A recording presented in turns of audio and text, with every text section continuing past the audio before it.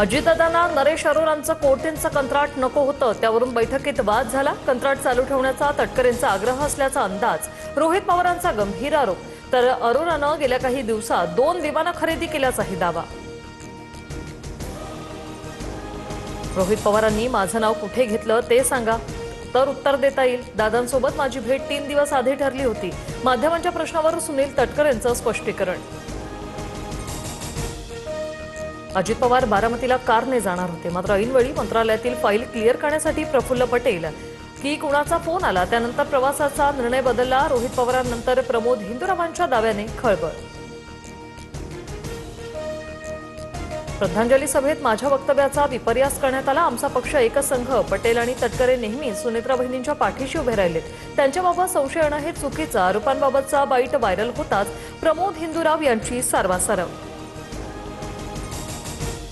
विलिनीकरण होणार नाही असं चित्र जवळपास स्पष्ट। सत्तेत वाटा देण्यास तटकरे पटेलांचा विरोध। सूत्रांची माहिती, विलिनीकरणावर 16 तारखेला रोहित पवारांची पत्रकार परिषद होणार। आज दादा नाही, त्यामुळे मला जुनं उणं काढत बसायचं नाही। दादांची इच्छा आणि आशीर्वादाने जे होईल ते पुढे बघूयात। राष्ट्रवादीच्या विलिनीकरणावरील प्रश्नावरून सुप्रिया सुळे यांचं उत्तर।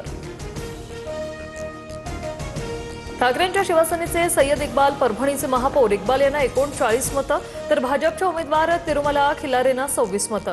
काँग्रेसचे गणेश देशमुख परभणीचे उपमहापौर। परभणीत ठाकरेंच्या शिवसेनेचा खरा चेहरा समोर आला। परभणीत मुस्लिम महापौर देण्यावरून शिंदेंची टीका, तर मुस्लिम महापौर झाल्यावर प्रश्न का पडावा, राऊतांचं प्रत्युत्तर।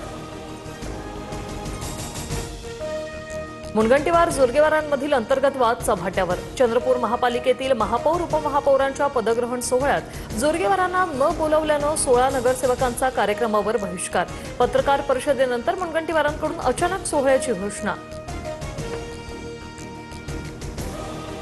गडचिरोलीतील काँग्रेसचे माजी जिल्हा परिषद अध्यक्ष अजय कंकडालवार यांची इमारत जमीनदोस्त। राज्य महामार्गालगत बांधकाम आणि नगरपंचायतीच्या परवानगीशिवाय बांधकाम केल्याने अनेकदा नोटीस।